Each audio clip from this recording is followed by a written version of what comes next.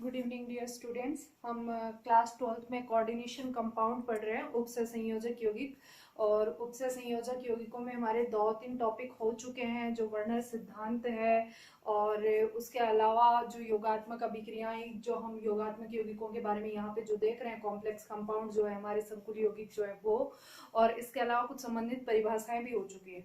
Last class में हमने ऑक्सीकरण संख्या या ऑक्सीकरण अंक को जाना था, जो क्या था, केंद्रीय धातु परमाणु पर उपस्थित जो आवेश था, जो चार्ज था, वही चार्ज हमारा क्या कहला रहा था, ऑक्सीकरण संख्या या ऑक्सीकरण अंक। क्लियर था। और उसके बाद मैंने आप लोगों को कुछ एग्जांपल्स करने के लिए दिए थे, तो वो एग्जांपल्स मैंने बोला था कि आप कमेंट बॉक्स में जरूर डालें, लेकिन आप में से किसी ने भी डाला नहीं है। तो मैं फिर से वही बात कह रही हूँ, आप जब तक नहीं डालेंगे मुझे नहीं पता चलेगा कि आप लोगों को समझ में आया है या नहीं आया है।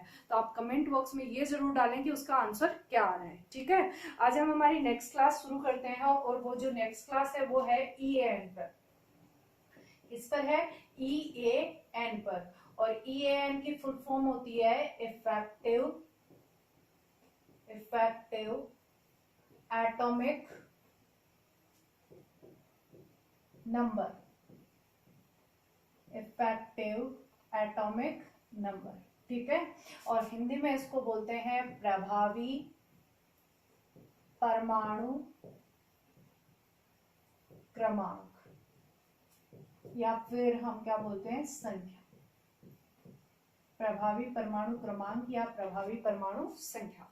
अब ये है क्या, सबसे पहले ये कोऑर्डिनेशन कंपाउंड या कॉम्प्लेक्स कंपाउंड जो हम संकुल यौगिक बना रहे हैं, उसके लिए ये मानो कि संकुल यौगिक बन क्यों रहे हैं, उसको दर्शाने के लिए सबसे पहले दिया गया सिद्धांत था। इसी के बेसिस पे ये सबसे पहले एक्सप्लेन किया गया कि किस तरह से कॉम्प्लेक्स का फॉर्मेशन हो रहा है, किस तरह से संकुल जो है वो बन रहे हैं। तो देखो उन्होंने किस तरह से एक्सप्लेन किया, या उसको हम किस तरह से समझ सकते हैं वो देखते हैं। तो आप लोगों ने 3D सीरीज को देखा होगा, स्केनेडियम से शुरू होती है, scandium, titanium, vanadium, chromium, manganese, iron, cobalt, nickel, copper और जिंक। और इसी लाइन में लास्ट हमारी एक नोबल गैस आती है या उत्कृष्ट गैस आती है, कौन सी आती है, क्रिप्टॉन। ठीक है, इससे पहले नोबल गैस ऑर्गन है, उसके जस्ट बाद आने वाली नोबल गैस जो है वो कौन सी है, क्रिप्टॉन है। ठीक है, तो यहाँ पे ये जो है उसका एटॉमिक नंबर, हम परमाणु क्रमांक या परमाणु संख्या की बात कर रहे हैं, तो स्केनेडियम जो होता है उसका परमाणु क्रमांक कितना होता है, 21। ये 21 से कहाँ तक होते हैं, 30 तक। और क्रिप्टॉन होता है, उसका परमाणु क्रमांक कितना होता है, 36। अब देखो मैं आप लोगों को ये बता क्यों रही हूँ, परमाणु क्रमांक क्यों बता रही हूँ, क्योंकि हम किसी भी एलिमेंट या किसी भी तत्व के परमाणु क्रमांक की बात करते हैं तो इनडायरेक्टली उनके इलेक्ट्रॉनों की संख्या की बात करते हैं। जो 21 है वो स्केनेडियम का परमाणु क्रमांक ही नहीं है, उसमें उपस्थित कुल इलेक्ट्रॉनों की संख्या भी है। ठीक है, तो वही इलेक्ट्रॉन जो है वो जब 36 में होते हैं, मतलब परमाणु क्रमांक जब कितना होता है, 36 होता है, तब वो इलेक्ट्रॉन किस में होते हैं, स्थायित्व में होते हैं। और स्थायित्व का रीजन क्या होता है, यहाँ पे रीजन होता है कि उनका अष्टक जो ऑक्टेट है वो कंप्लीट होता है, उनके पी कक्षक पूर्ण भरे हुए होते हैं, मतलब उनके अंतिम कोष में, जो बाह्यतम कोष में इलेक्ट्रॉन है वो फुल्ली फिल्ड है, पेयर्ड है, तो वो किस में होगा, स्थायित्व में होगा। ठीक है, और हम ये बात जानते भी हैं कि जो उत्कृष्ट गैसें हैं वो स्थायित्व में होती हैं, और उसका कारण यही होता है कि उनका अष्टक क्या होता है, पूर्ण होता है। तो यहाँ पे ये जो तत्व है वो भी किस में आना चाहते हैं, स्थायित्व में आना चाहते हैं। जैसे हमने पी ब्लॉक के बाकी एलिमेंट्स की बात की, तो वो इलेक्ट्रॉन ग्रहण करके या त्याग करके किस में आते हैं, स्थायित्व में आते हैं, और उसी के अकॉर्डिंग उनपे चार्ज आ जाता है, जिस रूप में वो स्थायित्व में आते हैं उसी के अकॉर्डिंग उनपे क्या आ जाता है, आवेश आ जाता है, जिसको हम ऑक्सीकरण संख्या बोलते हैं उनकी। तो यहाँ पे ये जो तत्व है वो भी किस में आते हैं, स्थायित्व में आते हैं। और स्थायित्व में आने के लिए इनको क्या करना होता है, जैसे हम 21 की बात करें तो 21 को जब 36 में कन्वर्ट होना होगा तो वो क्या करेगा, इलेक्ट्रॉनों का ग्रहण करेगा। और इतना इलेक्ट्रॉन केवल स्केनेडियम तो ग्रहण कर नहीं सकता है, तो वो क्या करता है, कुछ लिगेंड जो होते हैं, मतलब कहने का मतलब ये डायरेक्टली अपने अंदर इलेक्ट्रॉन नहीं ले सकता, लेकिन कुछ लिगेंड्स के थ्रू, कुछ तत्वों के थ्रू, अन्य आयनों के थ्रू, परमाणुओं के थ्रू ये क्या कर सकता है, इलेक्ट्रॉनों को ग्रहण कर सकता है। तो जैसे हम माने 26 पे क्या है, हमारा आयरन है, मोस्ट कॉमन एग्जांपल है, बहुत सारे कॉम्प्लेक्स कंपाउंड है इसके। तो जो आयरन है वो हमारा 26 पे ठीक है। तो इसको स्थायित्व के लिए क्या करना है, अपने इलेक्ट्रॉन बढ़ाने हैं, और कितने बढ़ाने हैं, 10 इलेक्ट्रॉन बढ़ाने हैं। 10 इलेक्ट्रॉन बढ़ाने पर ये किस में कन्वर्ट हो जाएगा, अगर मैं 26 में 10 इलेक्ट्रॉन ऐड करती हूँ तो वो किस में कन्वर्ट हो जाएंगे, 36 में। तो ये कुछ ऐसा करेगा कि इसके पास इलेक्ट्रॉनों की संख्या कितनी हो जाए, 10 हो जाए। ठीक है। तो अगर मैं मानूं कि जो आने वाला लिगेंड है, लिगेंडों के प्रकार हम देख चुके हैं, जिनमें हमने एक तंतुक को भी देखा है, द्वितंतुक को भी देखा है, या त्रितंतुक को भी देखा है। तो यहाँ पे मैं आने वाले लिगेंड का प्रकार क्या मानूं, एक दंतुक मानूं। ठीक है। और एक दंतुक में मैं कोई भी एग्जाम्पल ले लेती हूँ, मान लिया अमोनिया है, NH3 है, ठीक है, जिसको एमीन भी बोलते हैं। जो अमोनिया है वो क्या करता है, इलेक्ट्रॉन युग्म का दान करता है। इसके पास एकाकी इलेक्ट्रॉन युग्म होते हैं, इलेक्ट्रॉन युग्म होते हैं, और युग्म का मतलब क्या होता है, जोड़ा होता है। ठीक है। कहने का मतलब जोड़े के लिए हम क्या बोलेंगे, एक इलेक्ट्रॉन युग्म का मतलब क्या होगा, कितने इलेक्ट्रॉन होते हैं, 2 इलेक्ट्रॉन होते हैं। तो एक दंतुक लिगेंड में कितने इलेक्ट्रॉन होते हैं, 2। और ये लिगेंड जितने होंगे वो लिगेंड की संख्या, मतलब कितने लिगेंड जो होंगे वो वहां से इलेक्ट्रॉन दान करेंगे। एक जोड़ा जो होगा, एक इलेक्ट्रॉन युग्म जो होगा वो कितने इलेक्ट्रॉन दान करेगा, 2। और वो जो जितने भी हैं दान करने वाले परमाणु, अणु या आयन, उनकी संख्या, जिसको हम समन्वय संख्या से भी रिप्रेजेंट करते हैं, ठीक है, वो x होगी। क्लियर है। तो यहाँ पे मान लिया मेरा आयरन है, और आयरन को कितने इलेक्ट्रॉन चाहिए, 10 इलेक्ट्रॉन चाहिए। और 10 इलेक्ट्रॉन के लिए वो क्या कर सकता है, अगर कोई एक दंतुक लिगेंड है तो उसके लिए वो क्या कर सकता है, 2 से मल्टीप्लाई हो सकता है। तो 2 से मल्टीप्लाई हो सकता है, मतलब उसके साथ जुड़ने वाले जो हैं उनमें समन्वय संख्या कितनी होनी चाहिए, 5 होनी चाहिए। ऐसा तत्व होना चाहिए जो 5 जगह से या 5 स्थानों से इलेक्ट्रॉन युग्म का दान करे, जिसकी समन्वय संख्या कोऑर्डिनेशन नंबर कितनी हो, 5 हो। जैसे एक दंतुक की बात करें तो एक दंतुक में कार्बोनिल भी मान सकते हैं, सॉरी, कार्बोनिल के लिए मैं बोल सकती हूँ कार्बन मोनोऑक्साइड। एक्चुअल में जब आईपीएससी नोमेनक्लेचर पढ़ेंगे तब मैं कार्बोनिल बोलूंगी, चलेगा, लेकिन अभी मैं उसको क्या बोल सकती हूँ, कार्बन मोनोऑक्साइड। तो यहाँ पे मैं आयरन के साथ यदि कार्बन मोनोऑक्साइड के कितने एलिमेंट ऐड कर दूं, सॉरी कितने यौगिक ऐड कर दूं, कितने अणु ऐड कर दूं, 5 अणु ऐड कर दूं, तो ये जो होगा वो 26 से किसमें कन्वर्ट हो जाएगा, 36 में, और किसमें आ जाएगा, स्थायित्व। ठीक है। तो ये तो होगी कॉमन की बात। लेकिन ऐसा हो कि जो हमारा कंपाउंड है वो कंपाउंड ऐसा है कि उसमें आयरन जो है वो उदासीन नहीं है। इसमें तो आयरन उदासीन था, तत्व के फॉर्म में था, जो केंद्रीय धातु परमाणु था वो तत्व के रूप में था, लेकिन वो आयनिक रूप में हो तो ये इलेक्ट्रॉनों की संख्या क्या हो जाती है, ज्यादा हो जाती है। जैसे फॉर एग्जाम्पल इसी में मानो कि यदि मेरे पास आयरन किस फॉर्म में है, 2+ की फॉर्म में, ठीक है। तो यहाँ पे 2+ आने का मतलब ये जो परमाणु क्रमांक है या परमाणु संख्या है उसमें इलेक्ट्रॉनों की संख्या में क्या होगी, या कमी होगी, कितनी, 2 इलेक्ट्रॉनों की। और 2 इलेक्ट्रॉनों की कमी होगी, मतलब यहाँ पे इलेक्ट्रॉन कितने हो गए, 24। और 24 इलेक्ट्रॉन हो गए तो इसका मतलब इसको स्थायित्व में कन्वर्ट करने के लिए कितने इलेक्ट्रॉन चाहिए, 12। अब ये 12 तो है ही, तो 12 के लिए 2 तो होगा ही, क्योंकि एक इलेक्ट्रॉन युग्म में कितने मल्टीप्लाई होंगे, कितने इलेक्ट्रॉन होंगे, 2 होंगे, तो वो 2 यहाँ मल्टीप्लीकेशन में आएगा। लेकिन उसको 12 में कन्वर्ट करना होगा तो हमें लिगेंड कितने चाहिए होंगे, एक दंतुक 6। इसीलिए हमारा कंपाउंड बनता है किसका, FeCN6 का, जिसपे चार्ज क्या हो, 4-। जब चार्ज 4- होगा तो Fe जो होगा वो इनडायरेक्टली किस फॉर्म में होगा, 2+ की फॉर्म में होगा, 2+ के रूप में होगा। क्लियर है। अब इसी के लिए मैं आपको एक फॉर्मूला जो होता है वो बनता है, वो बना करके दिखाती हूँ। क्या लिखते हैं, EAN हमें क्या निकालना होता है, स्थायित्व को प्राप्त करने के लिए 36 इलेक्ट्रॉन निकालने होते हैं। तो उन 36 इलेक्ट्रॉनों को निकालने के लिए हम एक फॉर्मूला यहाँ पे जनरेट करते हैं, जो क्या होगा, EAN बराबर, हमें टोटल इलेक्ट्रॉन निकालने हैं तो टोटल इलेक्ट्रॉन में पहले क्या आ जाएगा, Z आ जाएगा। Z मतलब परमाणु क्रमांक जो भी किसी भी एलिमेंट का है। ठीक है। फिर उसके बाद ये तो टोटल इलेक्ट्रॉन थे जो उसके पास खुद के पास थे। अब खुद के पास जो इलेक्ट्रॉन थे वो अगर आवेश में होता है तो वो इलेक्ट्रॉन बाहर भी तो निकल जाते हैं, और वो आवेश हमें कहां से पता चलता है, ऑक्सीकरण अवस्था से। तो इलेक्ट्रॉन जो बाहर निकलते हैं, बाहर निकलने का मतलब चार्ज क्या आता है, माइनस, और माइनस में क्या आ जाता है, ऑक्सीडेशन नंबर, मतलब आवेश, केंद्रीय धातु परमाणु पर आवेश। उसके बाद हमें टोटल इलेक्ट्रॉन निकालने हैं, उसके कुल इलेक्ट्रॉन 36 में कन्वर्ट करने हैं। तो कुल इलेक्ट्रॉनों के लिए हमें क्या करना होता है, लिगेंड का जो इलेक्ट्रॉन युग्म है उसके इलेक्ट्रॉन भी ऐड करने होते हैं। तो इलेक्ट्रॉन युग्म जो होता है उसके लिए हम क्या लिखते हैं, 2।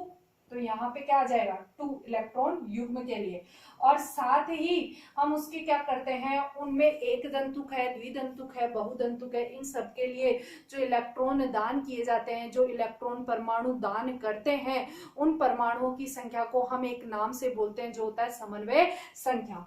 तो उसी समन्वय संख्या को हम यहाँ पे मल्टीप्लाई कर देते हैं, क्या लिख करके, कोऑर्डिनेशन नंबर। तो ये एक फॉर्मूला जनरेट हो जाता है जिससे क्या कैलकुलेट किया जाता है, इफेक्टिव एटॉमिक नंबर। क्लियर है।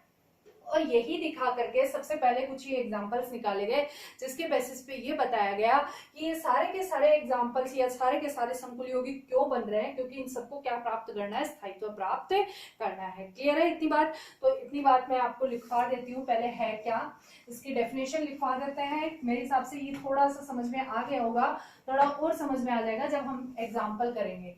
इसके क्वेश्चंस जो आते हैं वो एग्जाम्पल के बेसिस पे ही आते हैं। ठीक है, तो हम इसको सबसे पहले लिखते हैं कि स्थायित्व को प्राप्त करने के लिए, स्थायित्व को प्राप्त करने के लिए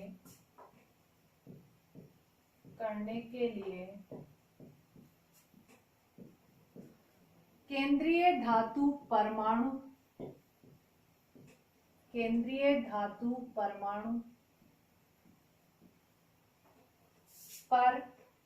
पर उपस्थित कुल इलेक्ट्रॉनों की संख्या,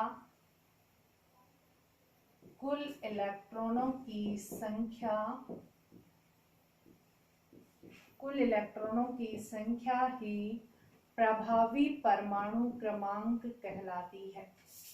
प्रभावी परमाणु क्रमांक कहलाती है। ठीक है, और ये इसके लिए फॉर्मूला हो जाएगा। ठीक है, आप जस्ट इसके नीचे क्या लिख देंगे, इसके लिए फॉर्मूला लिख देंगे। और फॉर्मूले में हम यहाँ लिख देंगे जहां Z क्या है, परमाणु क्रमांक किसका, केंद्रीय धातु परमाणु का, केंद्रीय धातु परमाणु का परमाणु क्रमांक। ठीक है, फिर ON क्या है इस फॉर्मूले में, केंद्रीय धातु परमाणु पर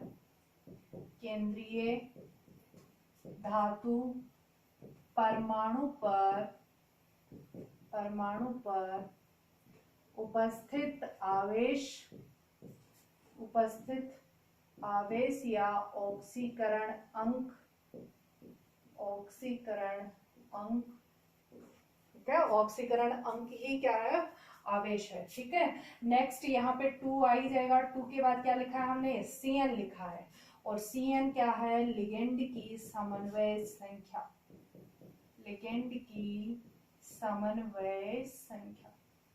जैसे हम EDTA की बात करें तो EDTA में एक ही तत्व में कितने होंगी, समन्वय संख्या कितनी होगी, 6 होगी। और एक परमाणु जो होगा वो वही 2 इलेक्ट्रॉन युग्म जो है वो, सॉरी, एक इलेक्ट्रॉन युग्म जो है वो दान करेगा, या हम बोलते हैं कि 2 इलेक्ट्रॉन दान करेगा। तो यहाँ पे CN की जगह पे EDTA में भी कितनी संख्या आएगी, 6 आएगी। क्लियर है। तो ये हमारा यहाँ पे इसके लिए डेफिनेशन और साथ में जो इसका फॉर्मूला है वो हो गया है। आपको ये नोट डाउन करना है, पहले वाली चीज नोट डाउन नहीं करनी है, वो सिर्फ एक्सप्लेनेशन के लिए थी कि किस तरह से इसको बनाया गया है या किस तरह से ये सिद्धांत जो है वो दिया गया है। क्लियर है। तो उसके बाद हम इसमें प्रभावी परमाणु क्रमांक में नेक्स्ट चीज जो देखते हैं वो देखते हैं इसके एग्जांपल्स निकाल करके कि सबके लिए स्थायी है या नहीं है। तो यहाँ पे हम जो इसके लिए कुछ एग्जांपल्स दिए गए जब ये सिद्धांत लागू हुआ उस टाइम पे वो देखते हैं, कुछ एग्जांपल्स देखते हैं, या आप वीडियो पॉज करके नोट डाउन कर लीजिएगा। तो हमारा फर्स्ट एग्जांपल जो मैंने अभी लिखा था वही आता है K4FeCN6 वाला, जिसमें 4 माइनस चार्ज मैंने सीधा लगाया था। उसको मैं पूरा कंप्लीट यौगिक बना करके लिखती हूँ। यौगिक है फर्स्ट एग्जांपल के लिए हमारा K4FeCN6 का, K4FeCN6 का, ठीक है।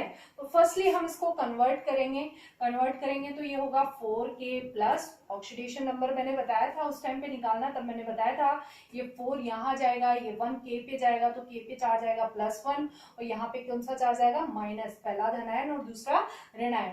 तो यहाँ पे आएगा FeCN6 और इस पे चार्ज आएगा क्या 4 माइनस, ठीक है। अब EAN का फॉर्मूला लिख लेते हैं। EAN का फॉर्मूला क्या है, Z माइनस ऑक्सीडेशन नंबर फिर प्लस में 2 इंटू कोऑर्डिनेशन नंबर, ठीक है। अब हमें यहाँ क्या चाहिए, ऑक्सीकरण संख्या चाहिए, किसकी, केंद्रीय धातु परमाणु की।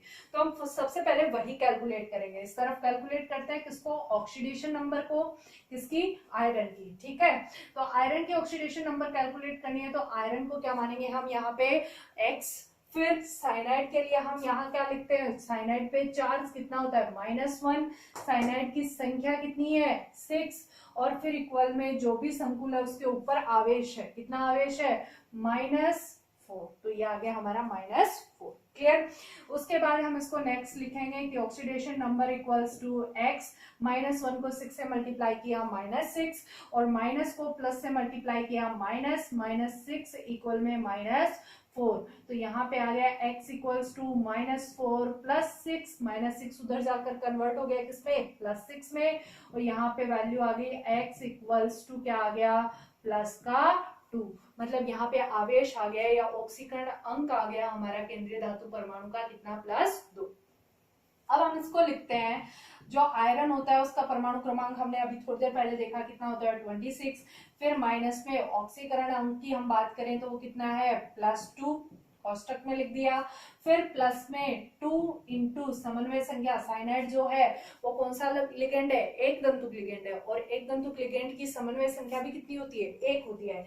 यहाँ संख्या कितनी है टोटल 6, एक की 1 है तो 6 की कितनी होगी 6, तो यहाँ पे समन्वय संख्या कितनी आ गई 6। अब हम इसको लिखें तो क्या लिखा जाएगा, 26 माइनस 2 प्लस में 12, ठीक है। 2 माइनस होंगे कितना हो जाएगा 10, और 10 हो जाएगा तो 26 प्लस 10 इक्वल में कितना आ जाएगा 36, और यहाँ पे 36 आ रहा है, इसका मतलब हमारा प्रभावी परमाणु क्रमांक का जो सिद्धांत है वो क्या है, क्लियर है कि ये स्थायित्व को प्राप्त करने के लिए ही किसमें कन्वर्ट होते हैं, संकुल यौगिकों में कन्वर्ट होते हैं, ठीक है। अब हम एक एग्जांपल और लेते हैं, नेक्स्ट मैं इसको मिटा रही हूँ, नेक्स्ट एग्जांपल लेते हैं।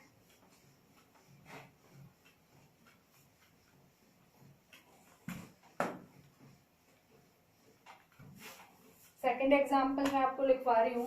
सेकेंड एग्जाम्पल में हमारा जैसे मान लो CuNH3 का कंपाउंड है, ये हम बहुत पहले से लिखते आ रहे हैं इसको वर्नर सिद्धांत से, वर्नर ने अपनी थ्योरी इसी के आधार पे दी थी। तो हम इसको करते हैं, इसका भी देखते हैं कि 36 आता है या नहीं आता है। तो सबसे पहले हमें क्या करना होता है, इसको धनायन और ऋणायन में कन्वर्ट करके लिखेंगे। तो ये हमारा संकुल यौगिक है, धनायन है और क्लोराइड आयन क्या है, ऋणायन, क्रॉस मल्टीप्लाई होंगे, ये यहाँ जाएगा, यहाँ का चार्ज यहाँ जाएगा, तो यहाँ ये कन्वर्ट हो जाएगा CuNH3 6 और पावर में क्या 3 प्लस और साथ में क्या 3Cl माइनस। वही formula EAN equals to formula रट लेना, सूत्र को कंप्लीटली याद रख लेना, Z माइनस ऑक्सीडेशन नंबर फिर प्लस में 2 इंटू कोऑर्डिनेशन नंबर, समन्वय संख्या, ठीक है। और इसी तरह हमें यहाँ पे वापस क्या निकालनी है, ऑक्सीडेशन नंबर या ऑक्सीकरण अंक या ऑक्सीकरण संख्या को कैलकुलेट करना है, किसके लिए, केंद्रीय धातु परमाणु के लिए। और केंद्रीय धातु परमाणु कौन है, कॉपर है। तो हम कॉपर के लिए कैलकुलेट करेंगे, तो सबसे पहले हम क्या लिखेंगे, कॉपर को क्या मानेंगे X, ठीक है। फिर प्लस में 0 इंटू 6, 0 क्यों आया, क्योंकि एमीन जो है वो कैसा लिगेंड है, उदासीन लिगेंड है। फिर इक्वल में क्या आ जाएगा, चार्ज क्या है प्लस में 3, तो x की वैल्यू कितनी आई हमारे यहाँ पे +3, मतलब जो केंद्रीय धातु परमाणु है उसका ऑक्सीकरण अंक कितना आ गया, +3 आ गया। अब हम उसको लिखेंगे तो यहाँ पे Z कॉपर के लिए कितना आएगा, 29 आएगा ना, तो परमाणु क्रमांक लिख देंगे 29, फिर माइनस में क्या आएगा +3 ऑक्सीडेशन नंबर, फिर प्लस में क्या आएगी 2 और इनटू में क्या आएगा कोऑर्डिनेशन नंबर, और कोऑर्डिनेशन नंबर कितने लिगेंड है 6, और छहों के छहों क्या करेंगे, एक इलेक्ट्रॉन युग्म का दान करेंगे, तो एक इलेक्ट्रॉन युग्म का दान करने के कारण यहाँ पे कितना आ गया 6। क्लियर है। अब हम इसको लिखें तो 29 माइनस 3, प्लस माइनस माइनस हो गए, और प्लस में कितना 12, अब -3 यहाँ से -3 करेंगे तो ये कितना हो जाएगा 26, और प्लस में कितना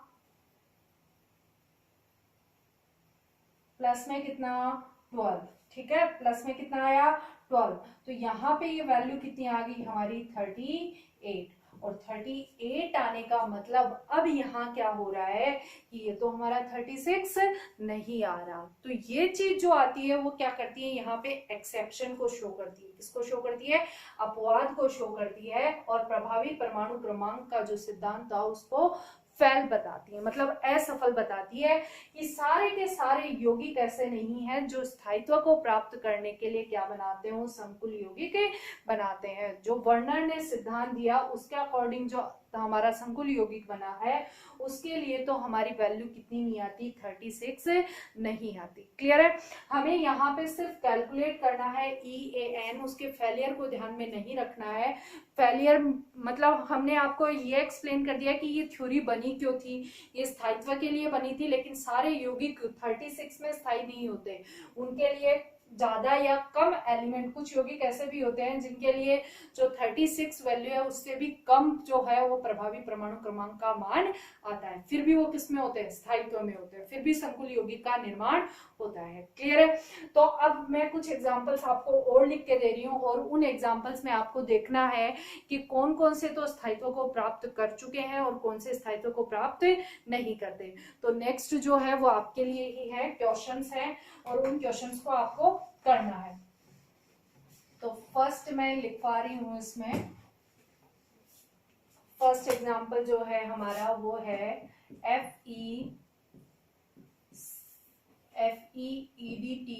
EDTA का लिख लीजिए एक, और यहाँ पे पावर में क्या लिख लीजिए -1।